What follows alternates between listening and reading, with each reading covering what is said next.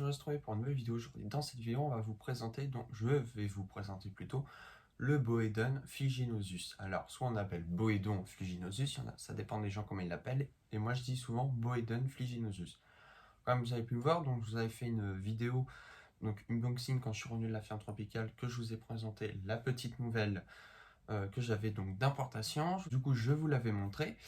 Et je me suis dit, pourquoi pas un petit peu de parler donc du Boedon flyginosus. Je trouve que c'est un serpent super fascinant à observer, comportement, activité, nourrissage, tout ça. Il y en a beaucoup de choses à savoir là-dessus et très peu encore commun en captivité et en terrario. Donc je vais aller quand même vous la présenter en manipulation. Je vous avais fait une vidéo aussi avec elle sur les serpents pour débutants et pour débuter aussi. Je vous avais parlé de l'arthrophis, je vous avais parlé de plein de serpents qui sont assez cool, tout dépend du débutant.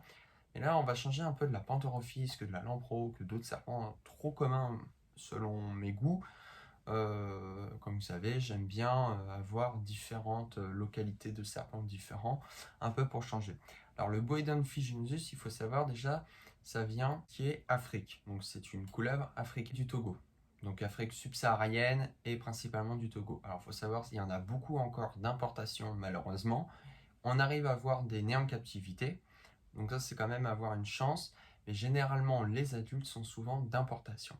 Alors ça ne veut pas dire quand ils sont d'importation, qu'ils sont agressifs, qu'ils ne se nourrissent pas, voilà. Il faut surtout faire très attention au moment de l'arrivage, qu'il n'y a pas des parasites externes et internes. Interne, on a du mal à le voir, mais c'est des reflux d'alimentation. Enfin bon, le serpent ne va pas très bien, vous le voyez au fur et à mesure quand vous en avez eu pas mal. Et puis les parasites externes, c'est pour ça qu'on fait des bacs de quarantaine. Il y en a qui sont pas d'accord que souvent Ractera, mais moi je préfère les mettre en rack au départ pour bien voir un petit bout de temps et puis après les mettre en terrarium. Et elle se retrouve dans un rack parce que pour le moment elle accepte de manger donc dans un rack, donc je vais pas trop lui changer pour le moment. Elle va avoir son terra. Il faut savoir que j'en ai eu déjà avant, il y a eu un petit bout de temps de ça, j'ai déjà eu des Boedon flyginosus. Et le petit truc qui pose problème au niveau des Boedon flyginosus, ou Boedon comme vous voulez, c'est le nourrissage. Alors souvent les petits refusent de manger, c'est très difficile. Alors souvent il faut leur poser la proie, ils vont aller la manger peut-être 8 heures, 5 heures, 12 heures après. Mais généralement il y a des refus et souvent on est obligé de les nourrir en vivant. Alors ça dépend. Ça dépend des spécimens, mais en grande majorité, quand j'ai commencé avec eux, j'ai eu beaucoup de problèmes de nourrissage. J'en ai perdu un à cause de ça. Et le second, je l'avais donné à un ami. Bon, ça dépend des spécimens, c'est comme avec les rajus. Là, le Boedon flyginosus que j'ai, donc c'est une femelle adulte qui doit avoir 3-4 ans. Enfin bon, c'est pas trop comme c'est de l'importation, mais elle est quand même sacrément badass déjà, donc elle a un petit âge. C'est de l'importation, elle est très cool, elle se laisse manipuler, elle mange très bien, elle accepte parfaitement du décongelé. Et la particularité chez les Boedon, c'est des serpents tout noirs avec des écailles ventrales tout blancs. Ils n'ont pas du tout la même tête que certaines couleuvres, elles sont plutôt aplaties, assez carrées. Et surtout, les yeux sont marrons et une pupille de chat, donc ça, je trouve ça magnifique déjà. Et les reflets qu'ils ont sur leur corps. Alors, ça fait, si vous avez des LED chez vous, vous allez voir qu'il y a plein de reflets bleus, verts, jaunes. Enfin bon, on peut jouer avec la lumière. Donc, c'est des serpents qui sont relativement pas très grands, plutôt moyens, voire petits. Les mâles, c'est à peu près du 90 cm, voire 80 cm. Allez, pour les plus grands, 1 mètre. Et les femelles, 1m20, 1m30, généralement, mais ça reste des petits serpents en dessous des pantherophis. C'est des serpents qui mangent principalement des rongeurs. Mais par contre, ce qu'il faut savoir, si vous voulez les reproduire, ayez peut-être plusieurs femelles pour un mâle parce que c'est des serpents hyper prolifériques et franchement, ça va toujours se reproduire. Donc, à éviter d'épuiser la femelle, risque de mort. Donc voilà, alors si vous voulez les reproduire, c'est des serpents assez faciles à reproduire, hein, forcément, mais il faut limiter aussi. Peut-être une ponte par an, c'est peut-être bien, ou une ponte tous les 2 ans, ou alors si vous avez plusieurs couples différents. Moi, je pense qu'effectivement, peut-être un jour, je ferai de la reproduction des Boedon flyginosus. Ce n'est pas du sûr. Il faut avoir la place, il faut avoir aussi l'investissement, voilà, faut acheter les incubateurs, il y a quand même plein de choses derrière. Mais effectivement, c'est en projet, donc c'est dit oui et c'est du non. Voilà. Donc là, on va aller faire une petite manipulation donc, du Boedon flyginosus. Donc avant toute manipulation, vous prenez du gel hydroalcoolique, ça évite la transmission donc, des bactéries et que la bête vous en transmette. Alors, je préfère le répéter souvent, je sais que je me répète pas mal là-dessus, mais je préfère. Alors, parallèlement, là, j'ai qu'un seul Boedon Flygenosus. Alors, je sais pas quand la vidéo sortira.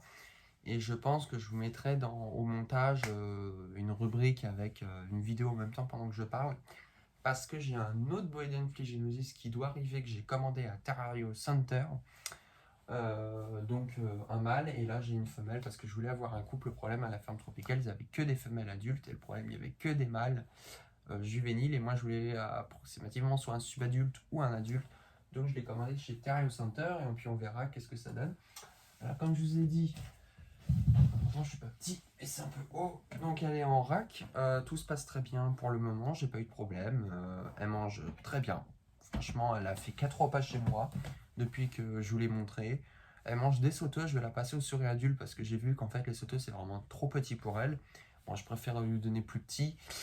Elle mange en fait que quand c'est des souris hyper séchées. Il y a des serpents qui acceptent quand c'est mouillé, ça permet de les hydrater, enfin bon voilà, tout le baratin. Mais en tout cas, elle est super cool, elle m'a jamais mordu pour le moment, ça peut, mais bon voilà. Et par contre, c'est des super cool serpents. Voilà. Alors je mets souvent une main comme ça, alors ne vous dites pas que je sais pas les tenir. Par contre, elle est par moments très peureuse. Voilà. Vous pouvez voir un peu. Alors il y a le placard, hein, c'est pour ça qu'il monte souvent en haut dans les vidéos. C'est parce que voilà. Et vous pouvez voir la taille quand même du serpent. Elle me fait un bon 90 cm, voir si c'est pas plus. Elle a quand même un corps pas mal, je trouve. Voilà. Et c'est des serpents hyper magnifiques. Alors vous pouvez voir les écailles ventrales, elles sont blanches. Elle a beaucoup de cicatrices. Donc on voit bien qu'elle est bien d'importation. Ça c'est quand ils se nourrissent en nature, donc au vivant. Et elle est super belle, super magnifique. Et ils n'ont pas du tout la même tête. Voilà. Vous pouvez voir un peu les cicatrices. Ah bah là vous en voyez une. Non, ça. Voilà. Donc des serpents hyper cool. Franchement, pour débuter, c'est des chouettes serpents. Hormis des fois les petits problèmes de nourrissage. Mais c'est des serpents qui mangent très bien du décongelé, qui se laissent manipuler, qui sont pas compliqués à leur niveau de maintien. Vous pouvez même les mettre dans un terra de 80 par 50 par 50, ça conviendrait largement, voire du 1 mètre, vous embêtez pas.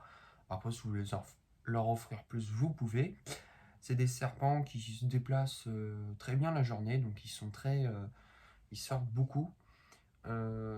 Et puis, que dire de plus, des serpents au niveau de température, vous mettez 31, moi je les maintiens à 31 et tout se passe très bien. Niveau alimentation, principalement du rongeur, donc de la souris, puis une fréquence de une par semaine, voire une tous les 15 jours. Enfin bon, vous variez un peu, moi c'est ce que je fais. Substrat, on peut partir donc sur de l'éclat de coco ou de tourbe de coco aussi, vous pouvez faire ça. Un plutôt sec. Après, vous pouvez faire un peu vaporiser de temps en temps, ça leur fait aussi du bien. C'est des serpents, que dire de plus, un peu comme les Pantherophyes, mais je trouve ça encore mieux que les Pantherophyes. Je pense que les Pantherophyes, il y en a trop maintenant, il y en a partout, et puis c'est vrai que des serpents qui sont équivalents, déjà très peu communs, sont super chouettes. Puis moi, c'était la couleur que j'avais drôlement aimée. Voilà, vous pouvez voir la tête. Voilà.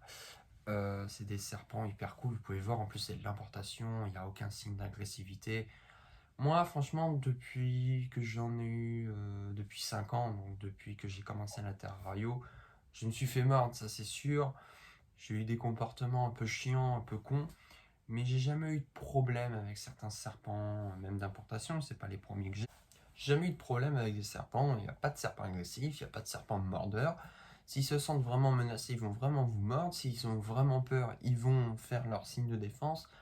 Mais généralement, il n'y a pas de problème avec certains serpents. Moi, en 5 ans que j'en ai eu, parce que j'en ai eu beaucoup depuis, mais j'ai jamais eu vraiment de problème, j'ai jamais eu vraiment de perte au niveau des serpents. j'ai eu quelques pertes, effectivement, j'ai eu quelques morts, parce que bon, ça peut arriver, souvent c'est au niveau des juvéniles, c'est très dur.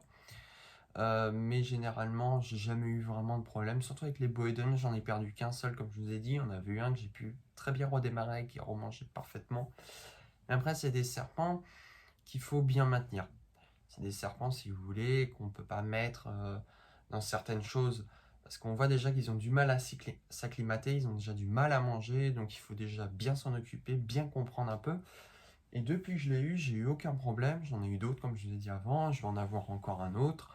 Voilà. Alors, au cas où, pour vous dire, je ne suis pas du tout hors quota. Je suis loin même du milieu du quota.